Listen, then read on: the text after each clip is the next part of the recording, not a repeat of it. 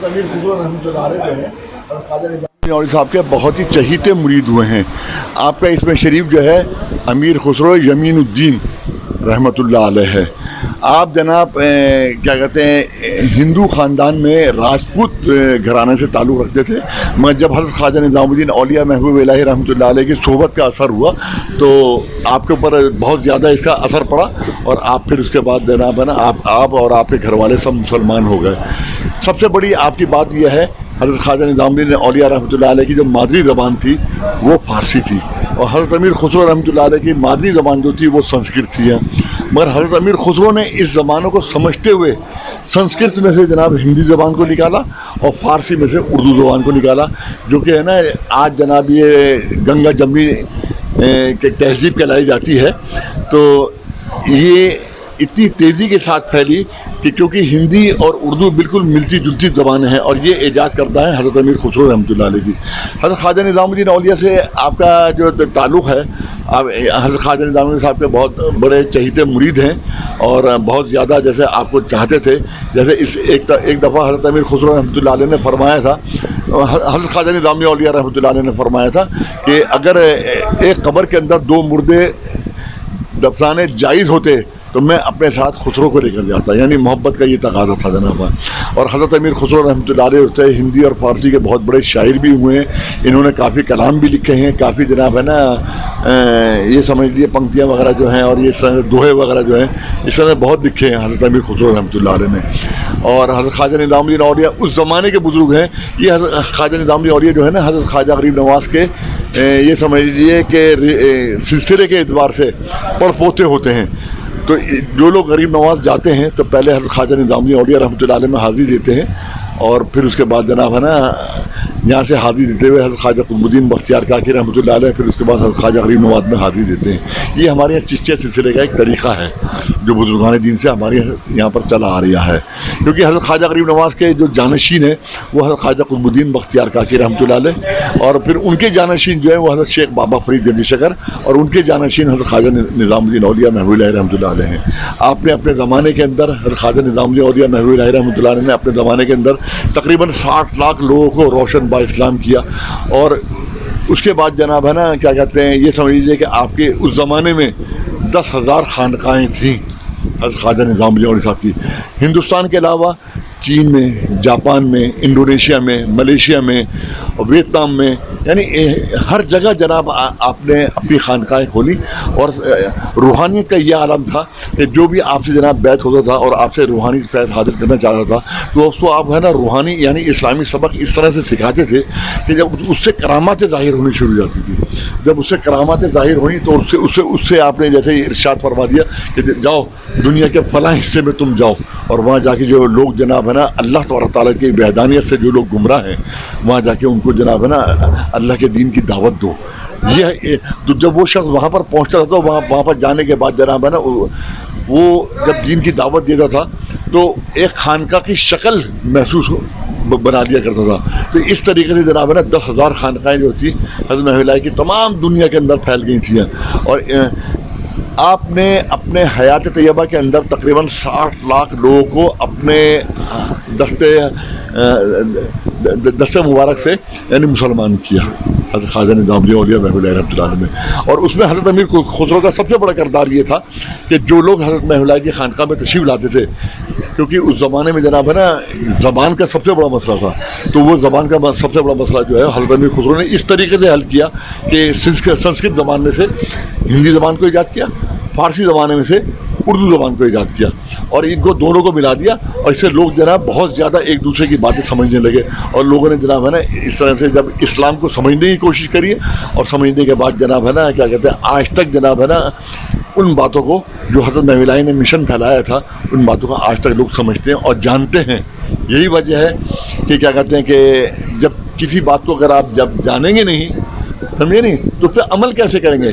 जब आपने जनाब जान लिया, समझ लिया تو آپ اس پر عمل بھی کریں گے. تو لوگوں نے یہ جانا کہ کیا کہتے ہیں کس طرح سے مذہب اسلام جو ہے کس طرح سے بہت اچھا مذہب ہے, اور اس میں جو ہے آپس میں بھائی چارہ, محبت, خلوص اور کیا کہتے ہیں ہر چیزیں جو کچھ بھی ہے دوسرے مذہبوں کے اندر نہیں تھی, تو وہ چیز جناب ہے نا یہاں پر ہے.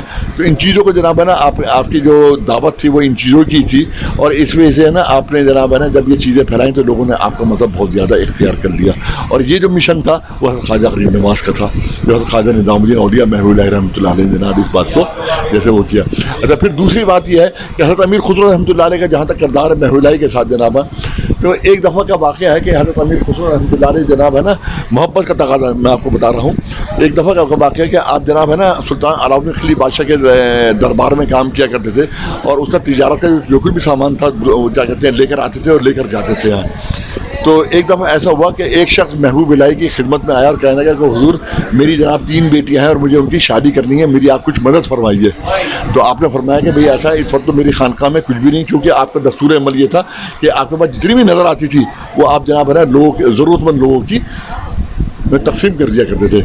تو آپ نے فرمایا کہ بھئی ایسا کرو کہ کیا کہتے ہیں تم خانقاہ میں قیام پذیر ہو جاؤ, اگر کوئی نظر آئے گی تو میں تم کو دے دوں گا. تو اتفاق کی بات جناب 3 دن وہ شخص رہا اور میاں پر کوئی نظر نہیں آئی.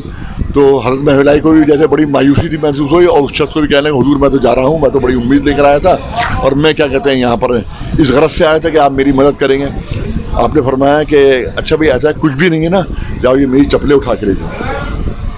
ہاں, بیٹا وہ تھا شخص بنگال کا رہنے والا, اور بنگال میں حضرت امیر خسرو اتنا تجارت کا سامان لینے کے لیے گئے تھے. تو اب کیا ہوا جناب کہ راستے میں ایک سرائے کے اندر جناب ہے نا حضرت امیر خسرو رحمۃ اللہ علیہ ٹھہرے ہوئے تھے, اور وہ شخص بھی اسی سرائے میں جا کے ٹھہرا.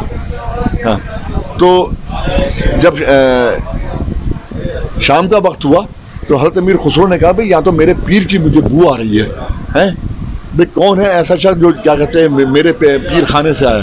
تو اس شخص نے کہا کہ میں ہوں, کہ اس طریقے سے میں وہاں پر گیا تھا اور اس کام کے لیے میں گیا تھا. کہنے وہاں سے کیا چیز ایسی لے کر آیا جو تمہیں میرے پیر کی خوشبو آ رہی. کہنے بابا میں تو ان کے پاس مدد کے لیے گیا تھا, انہوں نے مدد تو میری کری نہیں, اور مجھ کو اٹھا کے اپنی چپلیں دے دی کہ جاؤ تم یہی چپلیں لے جاؤ. کہنے دکھاؤ وہ چپلیں کہاں ہیں. کہنے حضرت یہ ہیں چپلیں ہیں. انہوں نے وہ چپلیں دیا. جب چپلیں دیا تو فرمایا کہ اس کا تم ہدیہ کیا لوگے, یہ چپلیں مجھ کو دے دو. ہاں, تو انہوں نے کہا حضرت آپ جو بھی دیں گے میں لے لوں گا. تو حضرت امیر خسرو کے پاس اس وقت جناب 70 اونٹ مال کے لدے ہوئے تھے.